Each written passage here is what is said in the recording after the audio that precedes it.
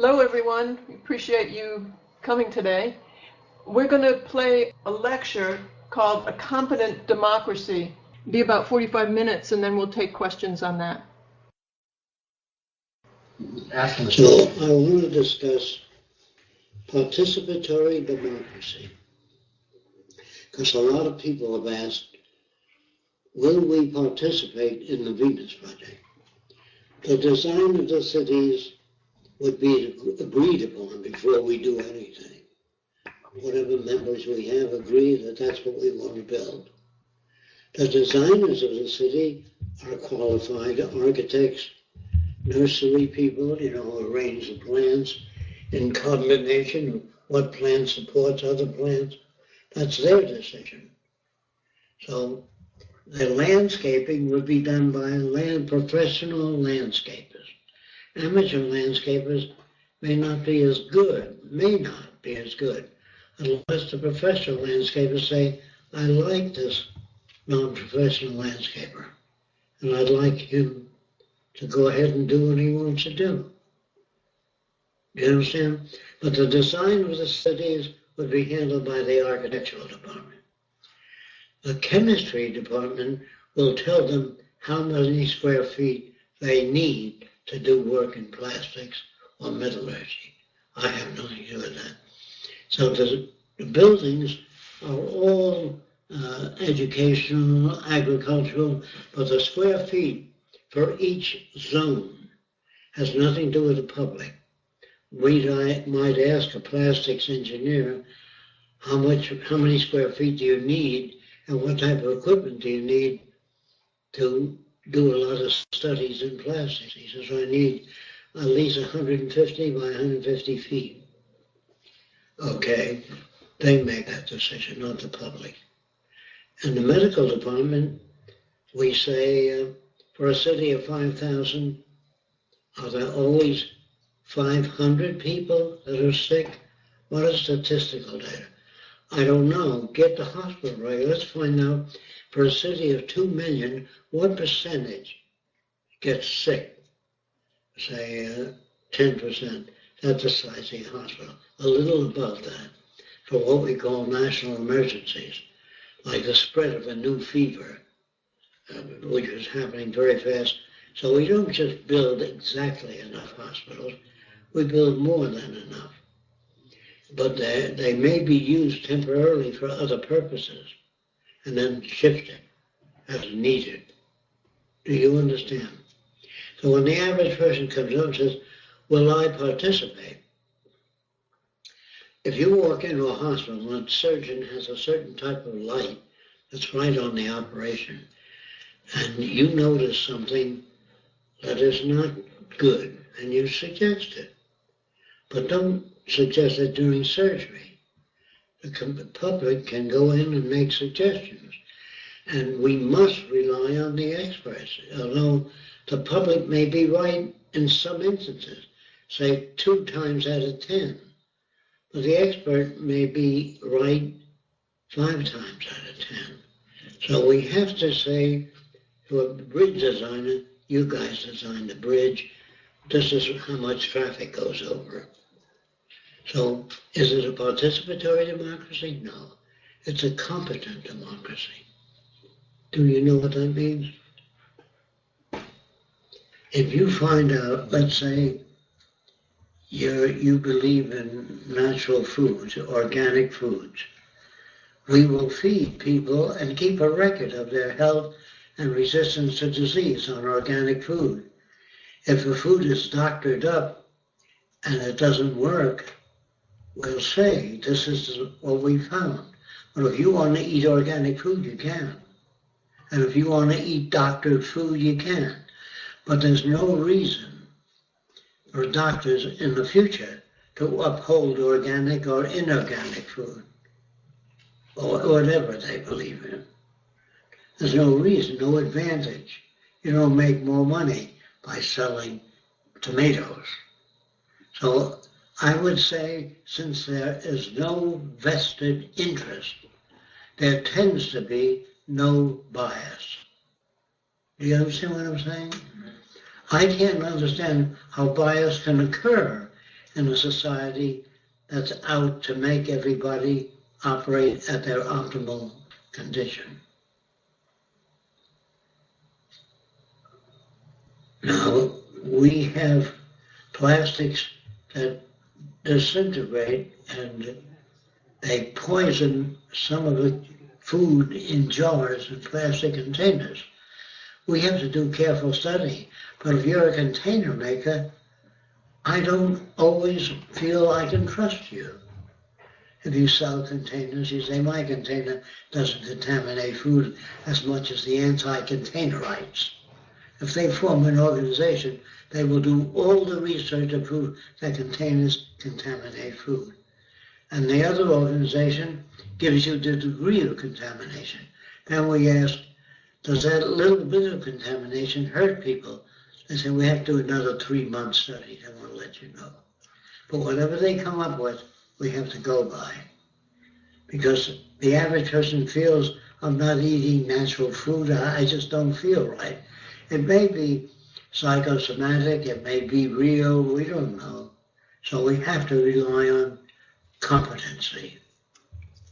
Like if you go to work at Ford Motor Company and you work in the valve department, there is a director, a guy that's worked around valves for 20 years. Is he perfect? No. But he would have more information than you would on valves. How they coat, how to get the carbon off the valves, he may. He may not. If he doesn't have enough information, another guy moves up. But it's not a democracy where everybody puts their 2 cents in. It sounds good, but it isn't good for people. If you have trains and one train is very crowded, you have to have an exit from one train to the other. If one train is too crowded, the people can walk into another train.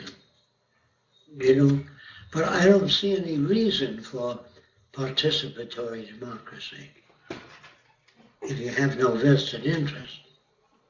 I would say today we get an estimate from a plumbing company to do plumbing in a new apartment. We don't get an estimate from people in general. They come over and they tell us it'll cost you $4,000. Only in the future they'll tell us the plumbing needed for 40 families. I don't know exactly. They know more about it than I do. So it never is a participatory democracy. So if you think about it, when you go and select an automobile, if there's a digest that tells you the miles per gallon and all that, it may be paid off, it may be vested interest, but if it's a magazine that gives you performance of a flashlight or whatever it is, without vested interest, do you know what that means? They don't get money for batteries sold or anything. So I see a group of people, better than one person, of competency, where they say, we don't know yet, we have to do more studies of that battery. That's okay with me. And it's okay to tell society, when will I have access to television? I'll ask the producers and manufacturers of automated equipment, how long do you think it'll take to make televisions that's available to 40,000 people? They say, well, from our experience, it'll take about 3 months. Would you say 3 months and 3 weeks for sure? They say, oh, yes. Well, their estimates are better than the average person. I can't see a non-trained person trained in any area participate. Not that it wouldn't work. Yes. Don't you feel in the future when the city's up and running and people, as time goes on, people will have the fundamental knowledge of plumbing, of electricity? So it's I don't think, though, you'd have all the people doing that. There'd only be a very few people in hydroponics. Like the Japanese found out, they can increase the seafood by 80% if they use strings under the salt water, so crustaceans can cling to the strings rather than the rocks. So we'll look up oriental ways of growing fish, and they will train as many people as they estimate are needed to feed 6 million people. I can't do that. Now, is that perfect? No. It's just a lot better than everybody participating. So when people ask you, well, I participate. All right, you want to go help build bridges? Well, I don't know anything about bridges, then you can't participate. Do you want to design electrical stuff for apartment houses? No, it's not my field. Well, what are you trained in? Crib making. Are you trained in artistic crib making or functional crib making? Do you know what I mean by that? There are artists that design Little Rocket for a Baby with an awning over it. All that was okay during this system. But in the future, babies are restricted in a crib. They don't have the range of motion. Like Kenneth Keyes was paraplegic. He couldn't move. Very little movement. So he made his bed do this and that. So if he wanted to turn over, he'd press a button with his elbow, and that would rotate him over. He didn't design the bed. He gave it to an engineering firm. He said, I want a bed that tilts and rocks, and I want to be able to control it going to the left or right. But it was hard for him to get up and go to the washroom. So if you pull a core up in the middle of the bed, he can piss in the core. You know what I mean? But that would be special design competency. You meet the person, you say, what can you do? He says, I can't move my arms or my legs. Can you move your head? Yes. Well, can you work a button with your nose or your chin? No. So the competency engineers will design a bed for your limitations. But you have to tell them what you want. You need to be able to drink water when you want to. So you need a water dispenser. And so that you can't get up and fill a glass with water. You have to tell them your limitations. And to the extent that you succeed in telling them your limitations, I would say they would have no reason to want to give you a smaller glass than you need, unless there's something wrong with them. Do you understand what I mean by that? Unless a guy say, hey, sweets, and the sweet says, I'd like a big glass of water. So what are you going to get what I give you? You won't have that because there's no reason for it. And now you don't rely on one person. There's always a group of people. And they try to meet your needs. Will they always meet your needs perfectly? No. But they'll do a hell of a lot better than nobody with not lack of competence. So when I mean competence, to go to work for an oil company, they give you a competence test. What do you do when the smoke comes out of the exhaust? That means that the valves are leaking. If you have the right answers, you're in the competency team. But first of all, God damn it, I'm competent. But if they don't pass the competency test, it may be poor, it may be badly designed. Can you improve it? I know nothing other than a competency test. If a guy does surgery and he has 80% success and another surgeon has 20% success, you can't afford to go to a guy with 80% success. But the 80% success surgeon in the Venus Project would become an instructor. And if he can't instruct, we'll photograph how he works, how his surgery differs from others. And we'll show that to other surgeons. And I said, gee, I see that now, why he's so successful. But if he keeps it to himself, he has a higher clientele. Do you understand that? Why should the doctor give their competence out freely? Because they can make more money by maintaining their surgical skills or other skills that are not shared. So I see this system as a system that tends not to share skills. if you agree with me. Like a person that says to me, suppose I wanted to participate. I said, what do you suggest to make a searchlight, flashlight, lighter, better, longer lasting? So I can't do that. I said, then you're not competent in that area. Tell me where you feel you're competent. Well, I feel I'm competent in raising children. Well, what does that mean? Feeding them, teaching them? Are you an educator? We want to know what competency. Is that all right? Well, if you taught for 27 years and another person taught for 3 years, you may not be as good. So we would have to check out how your kids work. If you're teaching a guy how to service auto engines and the failure rate is 60%, the competency is taken away in that area, unless they go back to school. Is that all right? I don't know any other method. What do you think of that method of competency testing? So far, it should be standard. So if while the thing is being set up, normal people are inclined to install a democratic process, which they would vote me out. Do you understand that? Because they're brought up in a democracy. And I got all those problems to deal with, that people want to participate, but they don't know what competency means. So we have to have a lot of lectures before we build our first city. We have to talk about a lot of things and get them squared away.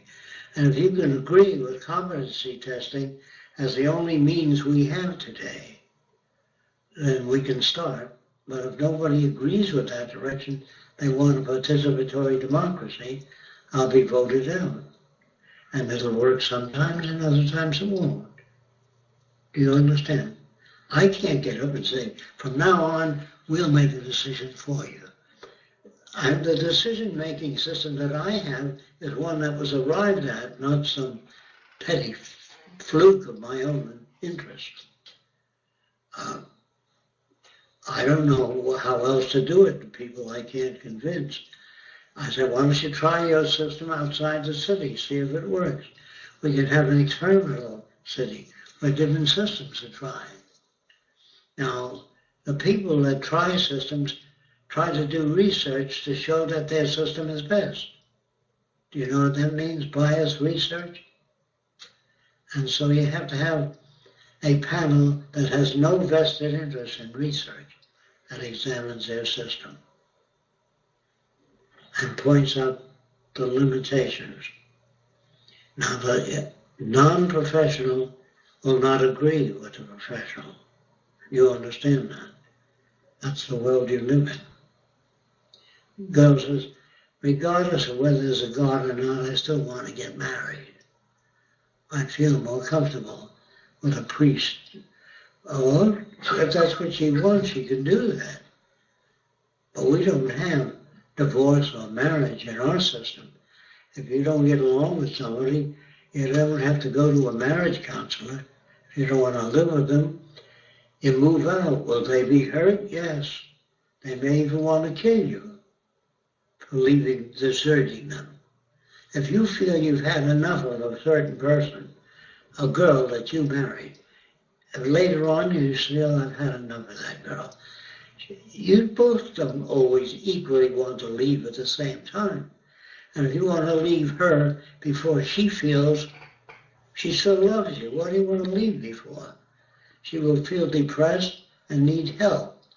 But in a society where you train people to the fact that we seek people that meet our needs, and if we find one person that meets our needs, you stay with that person. If they don't meet your needs, you're going to want to leave, no matter how nice the person is. It has nothing to do with their niceness if they don't meet your needs. I asked some gangsters years ago, you're married, you've got a very beautiful wife, why do you go to her house? I asked them. And here's what the guy told me. He says, I like a blowjob. I can't ask the mother of my children to blow me. This guy was brought up that way. Do you know what I mean? How can I ask the mother of my children to blow me? I go to her house, she's a goddamn whore, she'll blow me. So I go to her house because I can't ask my wife to do that. He was a straight man, that's the way he spoke. Now what do you want me to do? Say you're fucked up? No. If your wife does whatever you want sexually, if she wants to please you sexually, or not please you, that is, if she doesn't please you, you will tend to seek it elsewhere. Do you know what I mean by that? So some guys are called womanizers. Well, they're not really womanizers, they have different needs. And one person doesn't always meet their needs. Now that's tough on the person that finds you to be the ideal person. If you go out with other women, they say, well, what's the matter with you? Why aren't you satisfied with one? And you say, why aren't you satisfied with many men? You see, you're both right. There's nothing wrong with what you're doing. But when you begin to think there's something wrong with what you're doing, it's society trying to impose their values on you. So you think there's something wrong with you. So you go to a marriage counselor. He says, why do you hate women? You know, whatever. Like I knew a psychologist, very famous, I forgot his name, but his nurse was sitting in the office like that, you know, rocking her leg. He says, why do you want to kick me? Because he was brought up with that school of psychology, the subconscious body language. He believed if a person is neglecting you, or whatever the hell they're trained in, they're less flexible. You know what I mean? I wouldn't say that if Roxanne were kicking her legs over, why do you want to kick me? Because I don't buy that package. But there are people that do. And so if you have a participatory democracy and all those people can participate, you're going to have chaos. The qualified area will do better than participatory. That is, you'll let everything go the way it goes naturally. You'll have arguments, jealousy, rage. A guy who, if his wife is very beautiful and she goes out with a lot of other men, because she needs to be told, hey, you're beautiful beyond description. You know. She may need flattery. But if you don't flatter your wife, she meets a guy and says, you are the most beautiful thing I ever saw. And she goes with that guy because it makes her feel good. You're a nice guy, but you don't make her feel good. So you get mad at her. You don't really understand all these different needs. It's hard for people to do that. You can't sit back and identify with all the variations. I don't know how people can do that. These are the problem areas. The problem area is trying to find a person with as near parallel values and meet your physical needs, whatever they are. You like your hair stroked, but you're bald, you don't have any hair. And the girl looks for a guy with nice hair. She likes hair. And you can put a wig on. I knew a guy used to come to sessions, and he had a wig, but sometimes he put it on sideways. The part would run this way. You know what I mean? The wind would blow it around. He used to turn it around. And since I lost my hair, I had more girlfriends than ever. I never had a problem with women, but I was a certain type of women I would go for. I wouldn't go for a girl that was just a singer. That wasn't enough. I would be nice to her, don't misunderstand me. But I would not. Your selection is based on your background. In the future, we'll produce very similar values, meaning similar values doesn't mean everybody would be alike. It means palm trees do not always bear coconuts. They vary. So all the kids are trained in different types of plants. And they have the same attitude regarding a coconut tree. You can only get coconuts from a coconut tree. You can't get it from a pine tree. They'll all be alike. Is that bad? No, none of it corresponds with the environment. It would be bad if their views did not correspond with the environment. Do you know what that means? If you don't, I'll elaborate on it. So, maladjusted people sometimes really feel that their decisions are correct. So all the future can do is put them to test to see if their decisions correlate with the physical environment. And Fresco doesn't make those decisions. If you say, I'll never swim in water over my head. Well, if you get in a water that's up to your neck, you can swim and enjoy it. You don't need to swim in a tank 40 feet deep, since you don't use the depth unless you swim underwater. So most swimming pools for children will be so their head's above water, and you can learn to swim or stand up. Now, I had an idea some years ago of putting a net on the bottom of the pool. And if any kid sinks and touches that net, it comes up. So if you're in the kitchen cooking, you can't always look after your children. You're not sitting by the pool every minute. So if a child, they come back, they see the kid floating in the pool, I say, oh my God, what happened? Or if I put a net under the pool, it's better than no net. Or if you design a life preserver that's ejected out when the kids are held, it's ejected out with a cable or a telescopic rod, and the kid grabs a life preserver. But if you say, be careful to the kid, that doesn't help very much. Do you understand the net?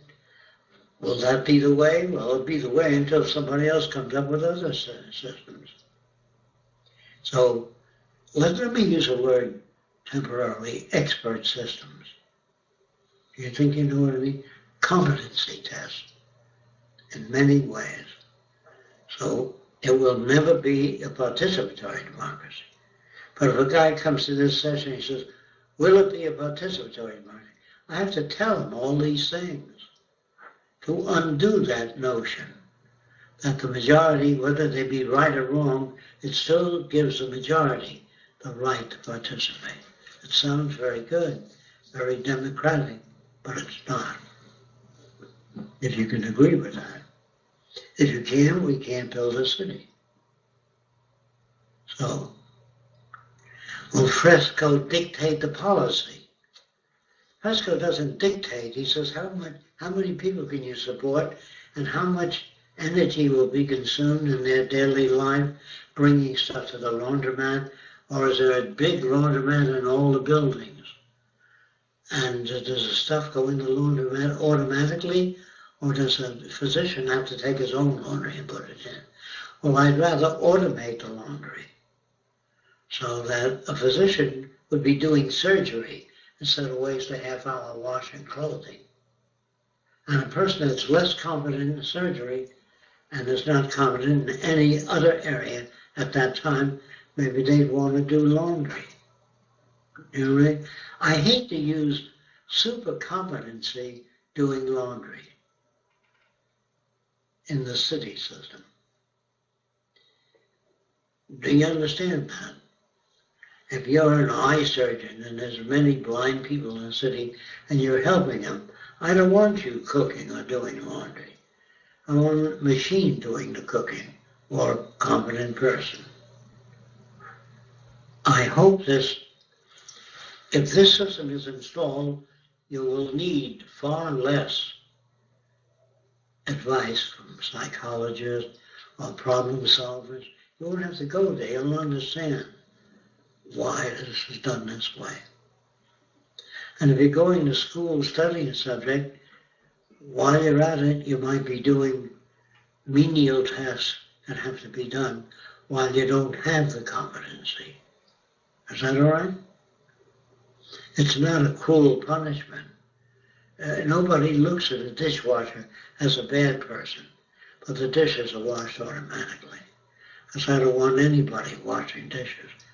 We can automate any repetitive process, but we have difficulty today automating a process that requires different handling under different conditions. They say that how can machines make decisions? They don't have to. A washing machine washes clothing. It doesn't have to make any decisions. But if you put the wrong type of fabric in the machine, it'll eject it. Do you know what I mean? Like if there's things that shrink or don't shrink, and you don't know that, the machine has to be given that kind of information. Will machines ever think for themselves? Not if the conditions keep varying. They will have to rely on programmers. And until you can state every problem encountered by a machine. Oh, it's very difficult to do that. But can machines be designed to update themselves? Well, you ask a person, what do you mean by update? Person says, well, improve the circuitry. Well, can you design flexible circuitry? No. Well, when you can, let us know. If you can a machine change its circuitry? Yes, if it's done a certain way. I don't know if you know this, but if you take the spine of a human being, there are many nerve fibers, and rotate it a little bit, they will grow to their own fibers. Did you know that? Even if you cut the spine this way and rotate it, this one will grow back to the one that it's been connected to a certain extent. You can't do a complete loop with it. So if we can improve that extent, we can take people that have spinal injuries. Since the spine seeks out its own nerve fiber, a hell of a lot of money will be put up. Not money, but equipment to do research in that area. You understand? Any area that threatens human beings, any human being, a doctor, a lawyer, whatever today, in an automobile accident, still needs that research. You can have a spinal injury, you can have it, I can have it. So we do all kinds of research. Who decides what's done? The majority of injuries. If the majority of people have eye problems, then more research is done. Not Fresco doesn't say, we'll build an eye clinic because he's got lousy eyes. Do you understand that? Okay. Will everybody be happy with the new system? No, during the transition. But after education, yes. They will understand why things are done that way, unless they can come up with another system. And nobody's restricted. I don't know whether this dissertation will enable people to understand. When you put it out there, I'll know. When I get a reaction, you say, oh, I hate your system. I want to participate, even though I'm not as competent as a competent person. Well, they don't understand my language, I would say. It's a question of understanding, not just a question of me talking to people. I have to ask them, do you see anything in it that you'd like to change? I said, no. Then all right, you're with us. But later on, people might find things they don't identify with. And we'll have to deal with that as it occurs. You can't anticipate everything. Like just recently, there was an earthquake in areas where there are no earthquakes. New York, Washington, D.C. underwent some earthquakes, according to CNN. I think I told you that GE, General Electric, owns major television like NBC. Therefore, they're not going to show the faults of General Electric on NBC. Do you understand? So we can't have any kind of vested interest in the future. I think that the system has to be very flexible, but not democratic.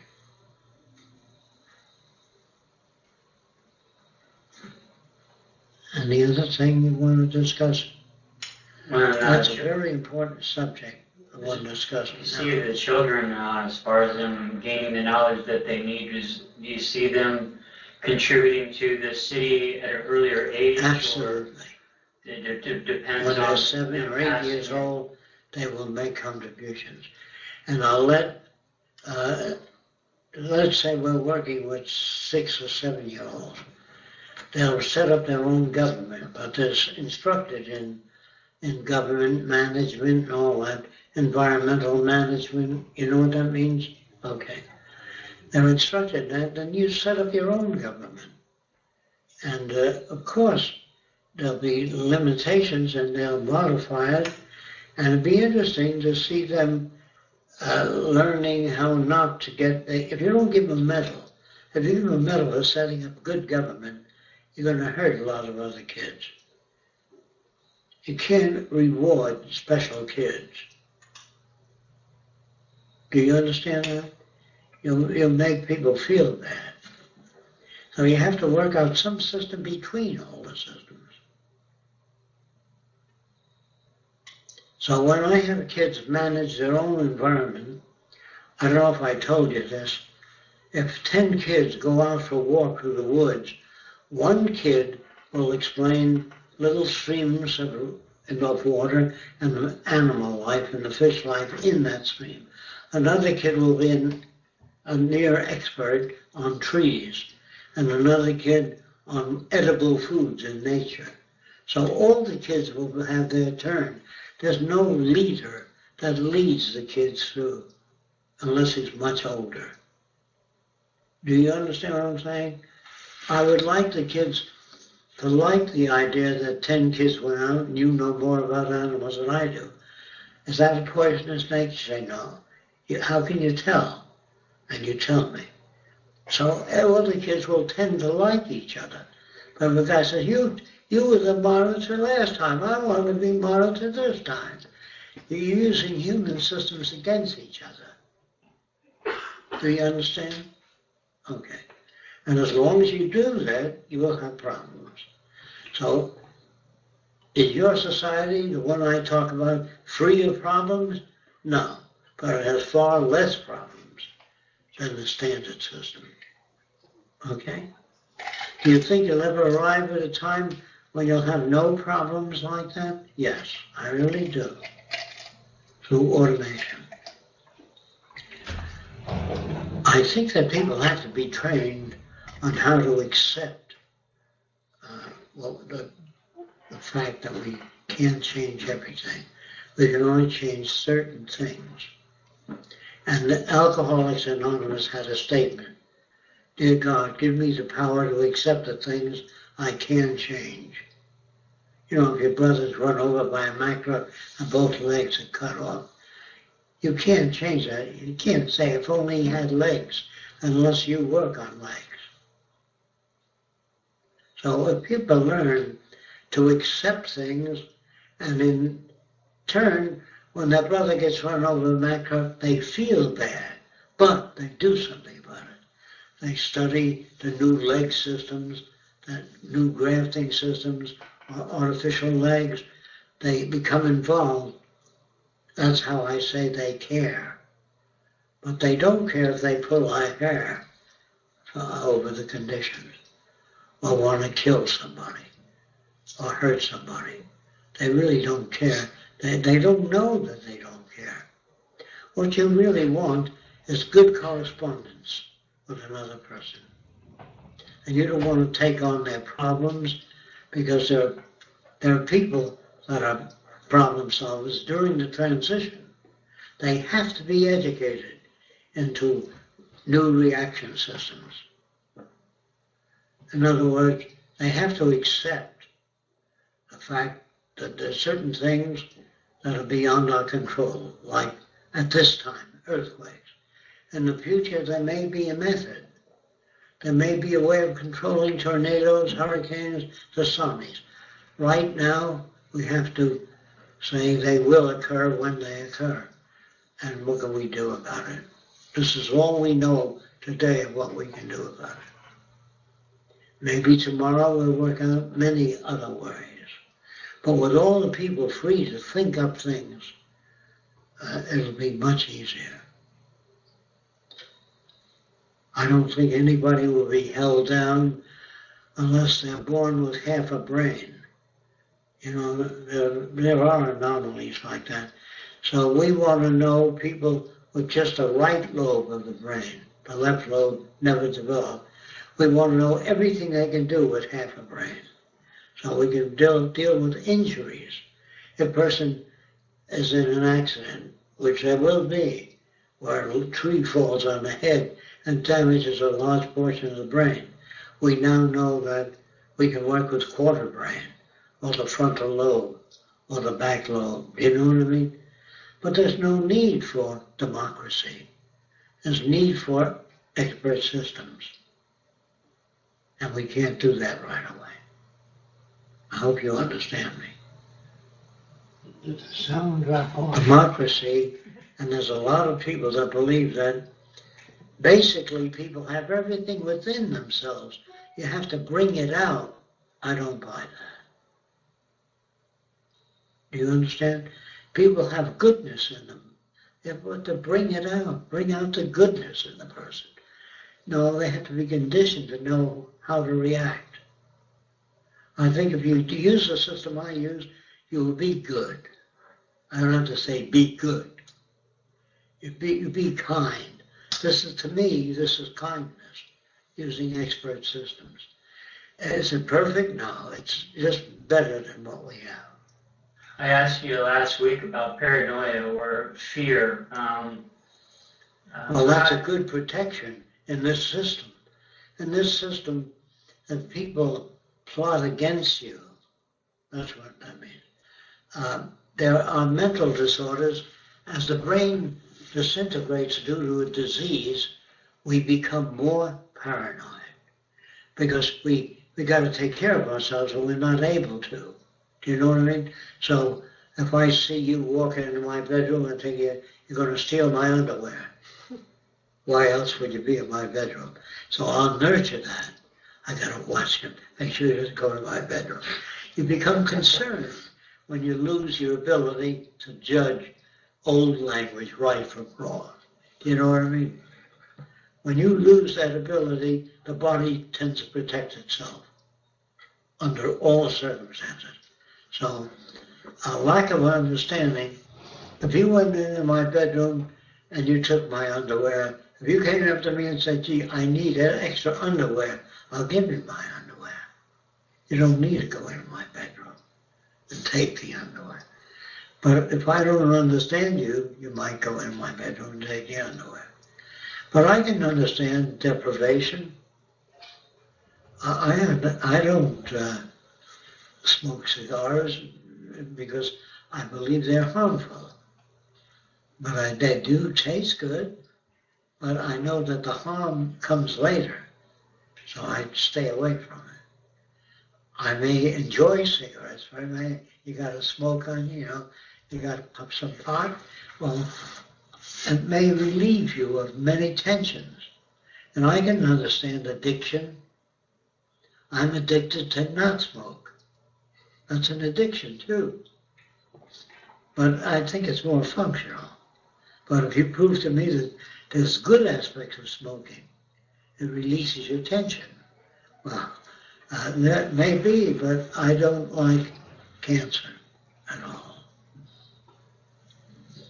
And that's the trouble with a lot of cancers. It's not a smooth death, unless they give you narcotics. In the old days, the discovery of opium in small packets were looked upon as the miracle drug. Whatever people suffered from, they took a little bit of that and they felt no pain. So doctors prized it as the miracle drug. Do you know what I mean?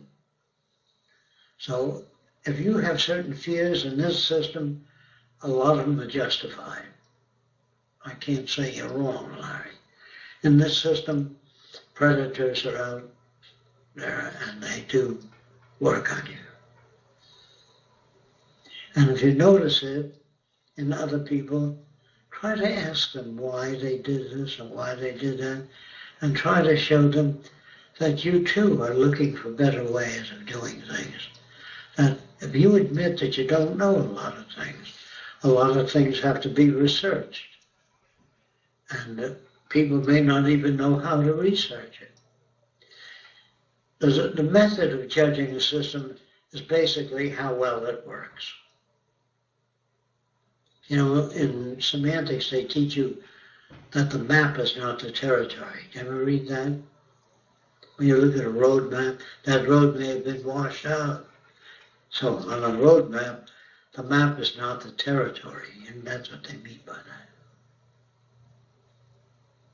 So does it mean the semanticist will learn semantics to become better at communication, or proving you wrong with it? Will they reuse it? I taught my relatives semantics, and they became stockbrokers. They made a lot of money. I didn't know what they would do with it. They used semantics, and they made money with it. You know what I mean? I hope that more scientists would use semantics for a different reason. You know, you show me a picture of 4 children you've got and say they're all very lovely. You more have to buy a car for me. So what are they for? You're going to buy a car from me. So you live in a system that needs approval. People need approval. Attorneys always learn semantics, don't they? No, not always. They do much better if they study semantics. In fact, there are many groups in America. You haven't looked them up in big cities. There are groups that study semantics. Some of them study it to beat the other guy, not as a means of improving communication. And there's also the guy that Edward Bellamy's foundation. Edward Bellamy wrote the book Equality, How to Build a World. Yeah, it was very good if you can get that book. One is called Equality Museum, and the other was Looking Backward. Try to read it. It's very easy to read. And he talks about a different kind of society. You should read it. His parallels are simple, easy to understand, and I think he came from a wealthy family. I think he was religious to start with. That motivated him to want to make a world that's better. He didn't write about it, but I don't think religion offers the methods. They just say, be kind, do something nice for somebody, but that doesn't change society. Is that it? Yeah. That's it. It's very simple. They don't understand that. Okay. We'll find out. Are there any questions regarding this? Okay. Check your tab at the bottom. I posted a couple of questions there. Yeah, I got it. Okay. What would be the purpose of a survey, and how would that be different from direct participatory democracy, the survey? A survey tells you what the conditions are. If you have several thousand hungry people, you know how much water and food to bring into the area. If you don't know that, you can't make appropriate decisions. Direct participatory democracy really means a lot of people giving their own opinions and not being too competent and not always based on reality or for the betterment of people. I agree with that. Okay, do you think society and culture will stop the Venus Project from becoming a reality? Because the way I see people are too far gone with the meaningless views. I would say we can reach most people because there are ways, different ways of doing it. And once you study that, how to bridge the difference between people, you have more appropriate approaches to the problem. But if you just leave it up to people, they usually do not have the necessary information to modify behavior. If money is to be raised for the test city, wouldn't the city still have to be created inside a nation or country for now? If so, which country? I can't decide that. It's outside of my decision-making system. We would pretty much do it anywhere.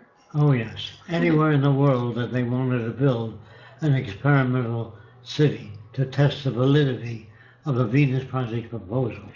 Would the city still have to pay taxes and the citizens? No. No tax. No, I'm talking about to the, I think they're talking about to the country that hosts the city. No. Not within that city. Jacques was just saying to the country they would have to pay taxes. We don't change the conduct of a nation, except when they say we'd like to learn more about the Venus Project and how you arrive at decisions. There's another add-on to the first question in regards of the purpose of surveys. The person asking is, or saying he meant surveys about what people want. What's the reason for surveys regarding what people want? That is not a survey that we do. We do a survey of what people need, not what people want. They need food, water, clean air, a relevant education. They don't always know what their needs are. This person is asking in regards to if there was a city built in another country, would they still have to follow the laws of the country it resides in? They never get into that city unless they're given a qualification test. The existence of politicians versus technocrats is often justified for their knowledge of the public's proprietaries and needs. Okay, let me just see what the question is here.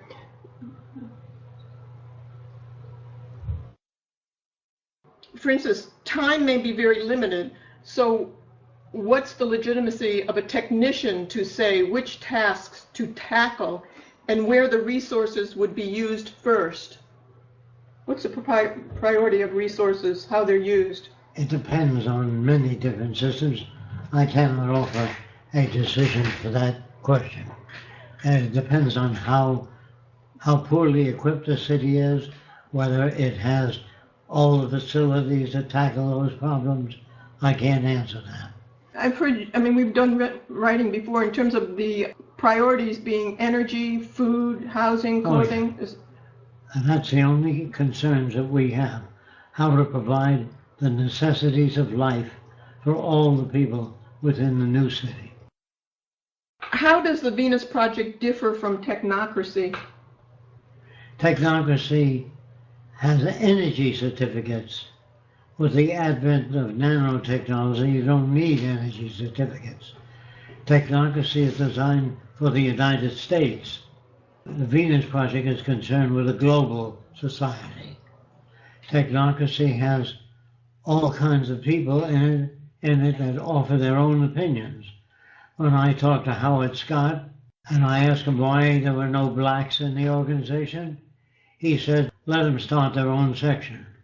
When I talked to him about Orientals, I said, there appears to be no Orientals in technocracy. Howard Scott remarked that the Oriental mind could not grasp technology. Of course, that was a long time ago, and I could not defend that if before the United States that Orientals can't accept technology or that blacks have to start their own section. I could not defend that, so I resigned from the organization. Technocracy didn't go into the behaviorism that completely either, did they? They went into it to a very limited extent. And they didn't have any plans or methodologies? Well, they said they had blueprints for everything. I have never seen the blueprints except the continental hydrology. Do you think when Jacques dies and then the first city is built, it will turn into something other than what Jacques has worked out? It depends on how long I live. Depends on how much people understand of this direction as well. Yes.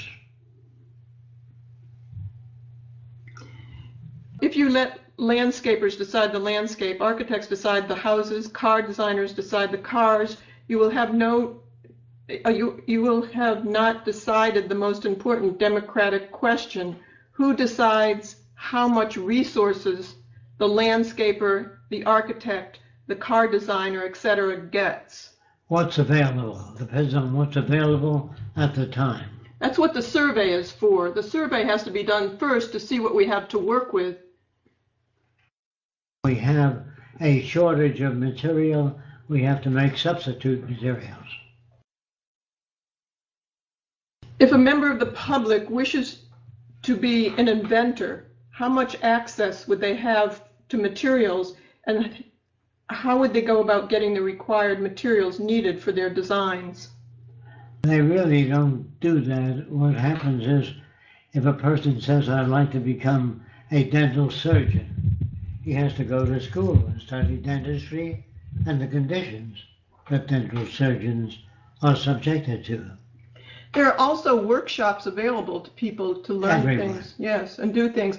And if you have an idea but you can't build things, there are other people who like to build things, but they don't really have ideas, and very often they will be very helpful to other people. I think that would be a relatively easy problem to solve. How would the education system work, i.e. would students be able to select their classes to take according to their interests from an early age? Yes. Would they have specific lesson plans to do to a certain age? Will they be required to learn certain things? They have to learn the fundamentals of a resource-based economy. And science, scientific Science method. and technology necessary to make it work. Somebody's asking if you've ever smoked marijuana. I've tried it. It did nothing for me. Somebody's asking what kind of qualification tests. What could you be specific on that? Yes. If you know nothing about hydrology, you cannot design a skyscraper's pumping system for moving water up to different heights. You have to understand the basic principles of hydrological methods. If you know nothing about oceanography, it's very difficult to participate in the development or solving ocean problems.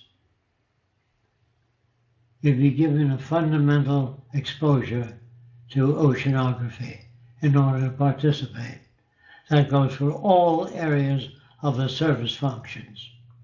And how do you tell if they're qualified? What would the test be like? How well they could work a system. What solutions they bring to a system.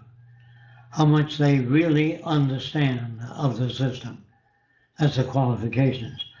Whether their system works, how well the system works determines their qualifications. How will different non-essential manufacturing, essential manufacturing would be differentiated? Okay, how would you differentiate between, say, how would resources be allocated between guitars or violins? Well, you have a public library with more instruments than people check out, just like the public library. All distribution centers work identical to the public library. You can check out a lawnmower or a violin for 2 weeks or a month, whatever time you wish to use it. But you have to inform the checkout library as to how long you would like to have it. That's the whole basis of all the designs in a resource-based economy. So there's more resources to go around, so there is abundance as quickly as possible. This is the aim, trying to achieve abundance in all fields. Can you provide a criteria for selection of people to be allowed to enter the new city? If the new city is occupied by the planners, you have to ask people what their profession is and what they feel they can contribute in relation to the needs of the new city. If they do not have any qualifications, we tell them what is needed and what you have to study to be able to assist. And that goes for understanding this direction, so they can help people Yes. train and Read our books, educate other people in this study direction. our tapes. If you read our books and study our tapes, it'll enable you to understand it much better. And if you discuss what you read with other people, you can solidify your viewpoints in areas of misunderstanding. What is needed is a great deal of clarification between the old language and the new language. This is the same kind of questions, but after the survey, if there was a certain quantity of resources, How would the distribution of that resource be done through all the areas involved in meeting people's needs? If a new disease spreads out that is very difficult to control, high priorities would be given to research in that area. That goes for all areas of difficulty. Priorities are given by the number of people that need that kind of thing or service. So we give landscapers, architects, etc., all the resources they ask for. That is not possible. Oh, I can't argue with that. Well, I mean, there are a certain amount of resources that are needed for whatever job has to be done. And if the resources aren't available, that's what scientists are put on to develop. That's what they do research in. To develop making materials that are scarce. Making substitute materials that can serve similar functions. What about non-essential, non-shared items for personal use? What if a musicians want to have their own guitars? Certainly. They can make them if they want to. If they have something that they use all the time, of course. Yes. Okay, how would the decision be used whether the item should be manufactured as a shared model or a private item? It depends on how much use they have. If they have a need for something all the time, then it would be kept with them. How will we go about doing a survey to know where to build the first city? We can build the first city any place where the land is made available and the resources. If we had our choice, preferably the land should be in the tropics, flat land, and flat land. It would just be easier. Wouldn't take as much resources initially. And we could use solar energy as well. Is it necessary that we know the exact amount of resources on Earth before we start a resource-based economy? Or can a resource-based economy happen without necessarily being so exact on how much resources there are on Earth? Yes, it can. We need not have all the resources immediately. So you build it within those limitations, and you announce the fact that it's limited. And you also announce approximately how long it'll take to build up enough resources to handle a specific problem. The person is saying, it seems to me that people generally have a problem with making priorities. Why or how is this different in the future? Well, in the future, there are orders of priority, like public health and well-being may be number one. Education may be number two. It depends on the importance at the time that the Venus Project is installed. When the first city is built, the Venus Project doesn't make a profit. How do we keep a city functioning and expand and build more cities? If the first city doesn't make a profit, how do you expand? I don't know what profit making is, but the term profit making to me is only used during a monetary system. If we're in a transition between the monetary system and the resource-based economy, and the first city is built and needs money. It needs property, materials, concrete, not money. That's what resource-based economy means, that you have access to resources. Money is not resource. Money is artificial. You're still thinking within the monetary system. How much land and resources would be needed to build the first city? That isn't the question. How much will be granted to us to build the first city? That would depend on the size. Anything else? We'll take a couple more, if there are any. Yeah, hang on. Not directly related to today's topic. If you want to go into religion, I can pass you something on. Okay, you can pass it on. This person's from India, and there's a lot of religion in his nation. How do you tackle religion and dogma in some place like India? you have to write many different versions of religion and present those different versions to all people. And they will select the most appropriate religion for their own views. When you go to work for a company and you start talking religion, they say, we want you to stay with the ball bearings, not on company time. In other words, religion can be talked about at philosophical meetings, but not on company time, meaning the resource-based economy concerns itself with providing for human needs that are essential. Please ask Jack about the issue of trust. People feel that democracy can be trusted because everyone votes. How can people trust the decisions that are arrived at in a resource-based economy? Well, in the monetary system, you really don't trust them. You say, put it on paper, and an attorney writes that up so that your performance is more apt to be accurate. And you don't pick the people. You have contracts. You don't pick the people you vote on either. No. You really have very little participation. Although you have the illusion that you pick the people. It depends on how the media sways how things are going, that they can sway the decision-making of people considerably. How can people trust the decisions that are arrived at in a resource-based economy? It isn't a question of trust.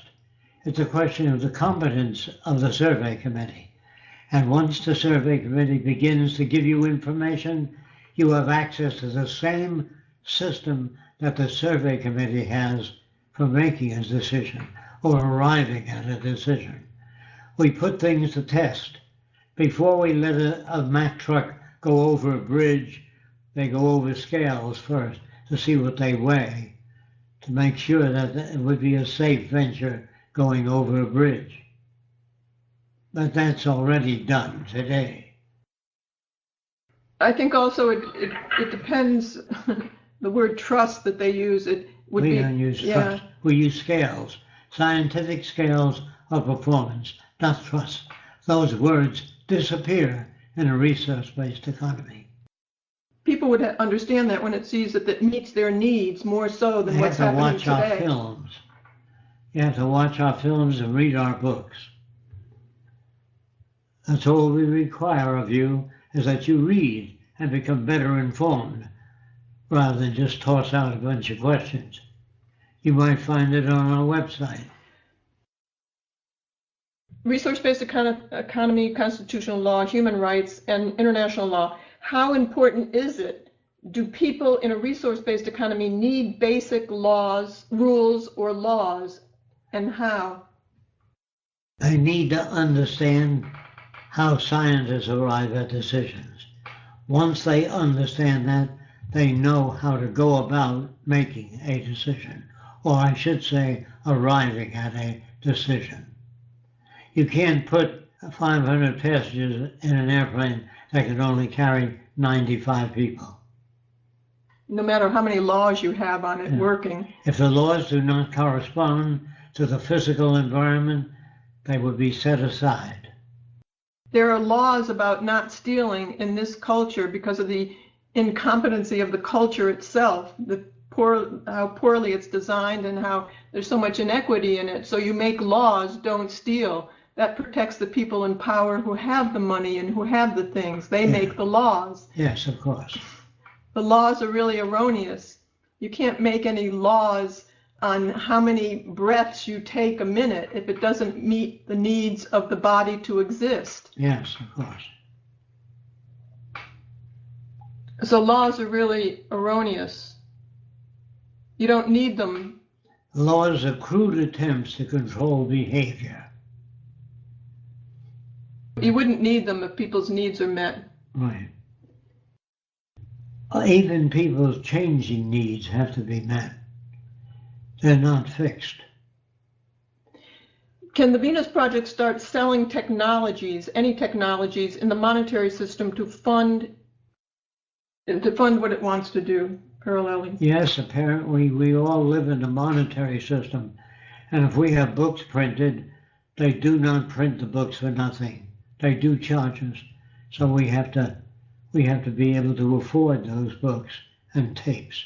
So we have to participate in some way in a monetary system until we get to the conditions that warrant the installation of a resource-based economy.